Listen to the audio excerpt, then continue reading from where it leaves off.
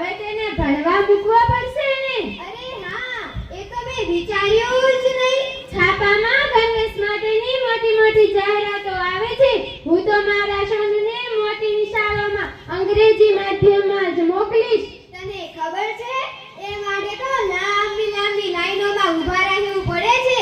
અને પેલું શું કહેવાય, તો નિશાળમાં જવાનો જવાનો ને જવાનો જ, રમવાનો અને મસ્તી પણ કરવાનો. સાંભળ્યું, તારો છોકરો બારે જઈને મસ્તી પણ કરવાનો. હા, એ તો કરવાનો જ ને. પણ સાંભળ, તારે બારે જઈને મસ્તી કરવી હોય કે ભણવું હોય તો પછી ફળિયામાં રમવા જા. જ્યારે 5 વર્ષનો થશે ત્યારે સરકારી શાળામાંથી શિક્ષક આવશે ત્યારે સરકારી શાળામાં જતો થશે. મેં તો સાંભળ્યું છે કે શાળામાં કઈ ઉજવણી પણ કરે છે. હા જતો, પ્રવેશોત્સવની ઉજવણી પણ ધૂમધામથી કરે છે. એમ તો આપણે જશું ને. ચોક્કસ. હવે તો સરકારી શાળામાં પેન, પેન્સિલ, પાટી, દફતર, ચોપડા અને નોટો તો આપે જ છે. બધુંય આપે છે અને શિષ્યવૃત્તિના પૈસા પણ આપશે. એટલે આપણે રૂપિયાનો ખર્ચ નહીં.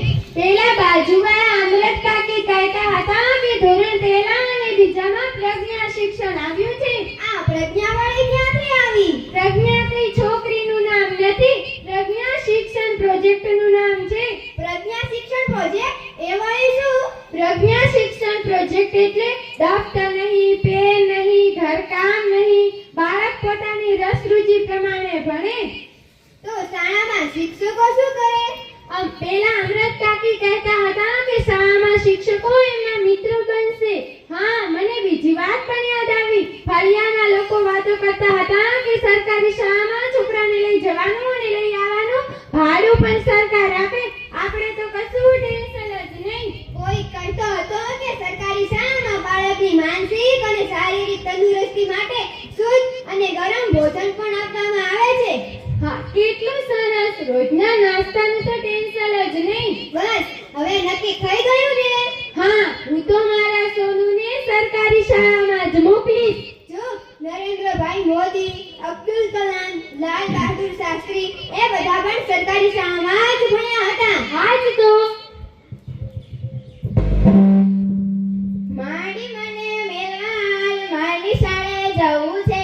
ગામના છોકરા ભણવા હાલ્યા, મારી શાળે જવું છે. આવો આવો બેન, કેમ તમે આજે આ બાજુ? આ તમારો સોનુ 1 અઠવાડિયાથી ભણવા જ નથી આવતો ને? એ બીમાર તો નથી પણ શું? પણ બેન, તમને તો ખબર છે કે તેના પિતાજી હવે આ દુનિયામાં રહ્યા નથી. એ વાતનો તો ખાસો સમય થઈ ગયો. હવે કેમ ભણવા નથી આવતો? બેન, આ મોંઘવારીમાં ઘર કેવી રીતે ચલાવવું તેનો તમે ચાની દુકાને વળગાડ્યો છે. શું કહ્યું? ચાની દુકાને?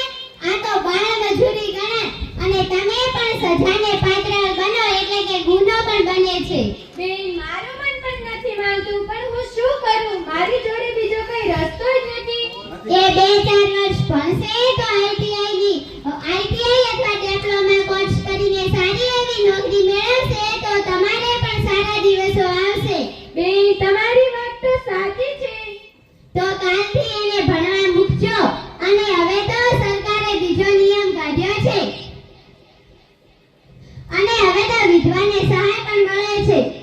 બેન, તમે તો મારી આંખો ખોલી નાખી. હું તેને કાલથી જ ભણવા મોકલીશ. તેના માટેના જરૂરના પત્ર હું ભરી દઈશ. તમે ખાલી સોનુના પપ્પાનો મરણનો દાખલો લઈ આવજો. હા બેન, હું કાલે તેને ચોક્કસ ભણવા મોકલીશ. ગ્રામ છો ને, આમાંથી બોધ મળે છે કે શિક્ષણ